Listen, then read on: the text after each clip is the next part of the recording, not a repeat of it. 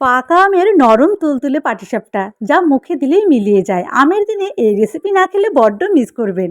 প্রথমে একটি পাকা আমের পাল বের করে রেডি করে রাখুন। তারপর ব্যাটারের জন্য একটি পাত্রে ময়দা, চালের গুঁড়ো, সুজি, সামান্য একটু লবণ, স্বাদ অনুযায়ী গুঁড়ো চিনি আর 5 থেকে 6 চামচ আমের পাল্প দিয়ে মিশিয়ে নিয়ে আগে থেকে জাল করা তরল দুধ দিয়ে ব্যাটার তৈরি করে নিতে হবে। আমার 2.5 কাপের মতো তরল দুধ লেগেছে।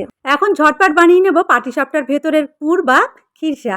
খিরসার জন্য কোরানো নারকেল, চিনি, তরল দুধ, এলাচের গুঁড়ো আর গুঁড়ো দুধ দিয়ে গ্যাসের ফ্লেমটা মিডিয়ামে রেখে নাড়তে নাড়তে এরকম শুকিয়ে গেলে খিরসা আমাদের রেডি হয়ে যাবে। এদিকে ব্যাটার 10 মিনিটের জন্য রেস্টে ছিল। তাওয়াতে তেল ব্রাশ করে নেবার পর 1 চামচ ব্যাটার তাওয়ার মাঝখানে দিয়ে পাতলা করে ছড়িয়ে দিতে হবে। ব্যাটারের ঘনত্বটা খুব বেশি পাতলাও হবে না, আবার ঘনও হবে না।